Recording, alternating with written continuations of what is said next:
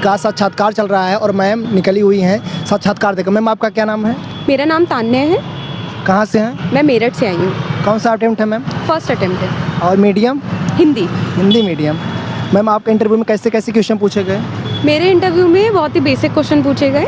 पहले मेरी मेडिटेशन और प्राणायाम से क्वेश्चन पूछा गया, क्योंकि मैं इंस्ट्रक्टर हूँ, उससे क्वेश्चन पूछा गया। इसके अलावा मेरे से मेरी हॉबीज़ पे क्वेश्चन पूछे गए।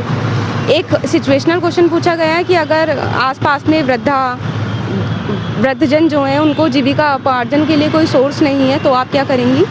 और इसके अलावा मेरे से मेरी हॉबीज़ पे जर्नलिंग पे क्वेश्चन पूछे गए। जर्नलिज्म? जर्नलिंग पे क्वेश्चन पूछे गए। और इसके अलावा फेडरल स्ट्रक्चर जो हमारे संविधान का है उस पे क्वेश्चन पूछे गए। और IR से? नहीं, कोई क्वेश्चन नहीं। Current affair? कोई क्वेश्चन नहीं पूछा गया।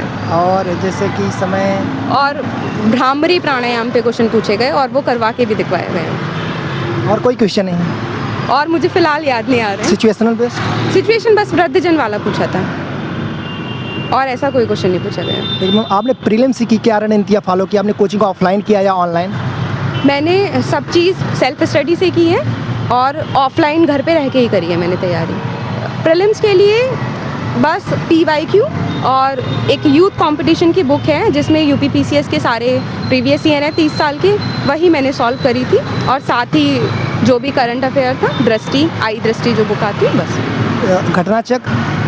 घटना चक्र मैंने उस टाइम स्किप कर दी थी क्योंकि 6 बुक्स होती हैं, वो पढ़ना थोड़ा डिफ़िकल्ट हो जाता है रिवीजन पर्पज़ से। जो YCT की बुक है यूथ की, उसमें एक ही बुक में आपको सब मिल जाता है, तो वो मुझे थोड़ी सी बेनिफिट लगी। आप UPSC और PCS की तैयारी करती थी कि सिर्फ PCS की? नहीं, ये PCS में मेरा पहला अटेम्प्ट है, उससे पहले मैंने UPSC के दिए हैं। अब आप बताइए कि आप मेंस की तैयारी कर रही थी, आपका GS5 GS6 UPSC का ऑप्शनल होता है और यहाँ पर UP स्पेशल होता है, इसको आप कैसे कवर किए? मैंने 2024 से UP-PCS की तैयारी करी है, तो उसमें UP स्पेशल को मैंने जो डिफरेंट बुक्स अवेलेबल हैं, जैसे UP-PCS 1 के नोट्स हैं और इसके अलावा यूथ कंपटीशन की बुक है, जो भी आपको बेहतर लगे आप उस बुक पे जाइए, अपने नोट्स बनाइए, वरना उसी में अंडरलाइन करके उसको बार बार रिवाइज़ करिए। और मैम आप इकोनॉमिक्स कैसे कवर की? इकोनॉमी के लिए क्यों जो एक हिंदी मीडियम के लिए? हाँ जी बिल्कुल। एक स्लीपी क्लासेस का चैनल है, उससे मैंने YouTube से लेक्चर देखे थे। इकोनॉमी का बेस मैंने वहीं से तैयार करा है। उसके बाद तो करंट अफेयर है। और इकोनॉमिक्स के लिए चाहे आप हिंदी मीडियम से हो चाहे आप इंग्लिश मीडियम से हो, इकोनॉमी की टर्म्स के लिए आपको इंग्लिश पढ़नी पड़ती है। ज्योग्राफी क्या NCERT से हो जाता है? हाँ, ज्योग्राफी के लिए, क्योंकि उसका वेटेज, और अगर हम देखें तो 11th-12th की जो ज्योग्राफी है, बेसिक ज्योग्राफी, वो बहुत अच्छी बुक है NCERT की, मैंने वही पढ़ी है बस। और मैम करंट अफेयर के लिए आप मैगजीन या न्यूज़पेपर या कोई कोचिंग फॉलो की?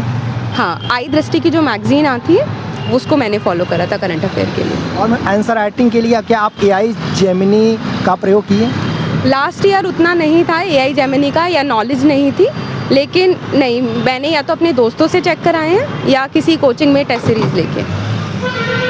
और मैम जैसे कि पॉलिटी के लिए लक्ष्मीकांत को आपने किस प्रकार से पढ़ा कि आप पॉलिटी को अच्छे से पढ़ ली? हाँ, पॉलिटी के लिए लक्ष्मीकांत मैंने कई बार पढ़ा है और लक्ष्मीकांत के कुछ चैप्टर्स होते हैं जो बहुत इंपॉर्टेंट होते हैं। पूरी बुक पढ़ने की ज़रूरत नहीं है, लेकिन जो सिलेक्टिव चैप्टर है जो इम्पॉर्टेंट है वो हमें PYQ और सिलेबस देख के पता चल जाएंगे, उसको बार बार पढ़ना चाहिए। हिस्ट्री में मैम मॉडर्न, मिडाइवल और एंशिएंट में सबसे अधिक रोल किसका है उत्तर प्रदेश PCS में?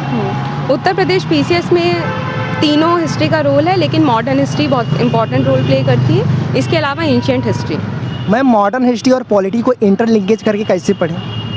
मॉडर्न हिस्ट्री और पॉलिटी को इंटरलिंकेज के कुछ पॉइंट्स है, जैसे चार्टर एक्ट हम दोनों में पढ़ते हैं, तो जब भी आप चार्टर एक्ट पढ़िए तो दोनों बुक्स एक बार खोल लीजिए, क्योंकि एक्स्ट्रा पॉइंट्स मिल जाते हैं। इसी तरह से जो हम अदर चीज़ें हैं, कोई भी पोर्शन पढ़ रहे हैं और आपको लग रहा है वो किसी दूसरे सिलेबस से कंबाइन कर रहा है, तो उसी टाइम उसको पढ़ लीजिए। और उसके PYQ ज़रूर देखिए, जिससे हमें पता चल जाता है उस पर किस तरह से क्वेश्चन पूछे जा रहे हैं। मैम जैसे कि PCS का जो वेटेज है UPSC से किस प्रकार अलग है, मतलब इसका क्वेश्चन आंसर लिखने का तरीका? UP-PCS का पैटर्न भी UPSC की तरह धीरे धीरे शिफ्ट हो रहा है। इसमें भी थोड़े एनालिटिकल क्वेश्चन पूछे जा रहे हैं, लेकिन इसको हम पैटर्न को इस तरह से समझ सकते हैं, जब तक हम PYQ एनालाइज नहीं करेंगे तब तक पैटर्न समझना, खुद से पैटर्न समझना बहुत ज़रूरी है, जिससे हम ढंग से तैयारी कर सकें।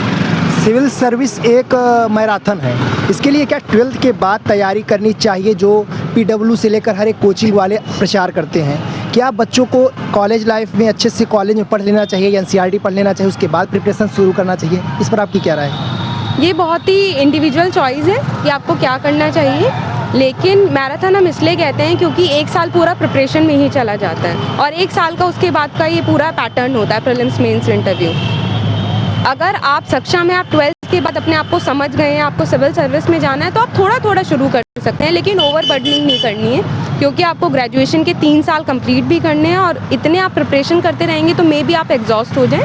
तो थोड़ा बहुत करंट अफेयर से, NCERT से कर सकते हैं, वरना ग्रेजुएशन के बाद आप फुल फ्लेज तैयारी में लग सकते हैं। लड़कियों के लिए मैम आपका क्या कहना है, उनके पेरेंट्स के लिए आपका क्या कहना है?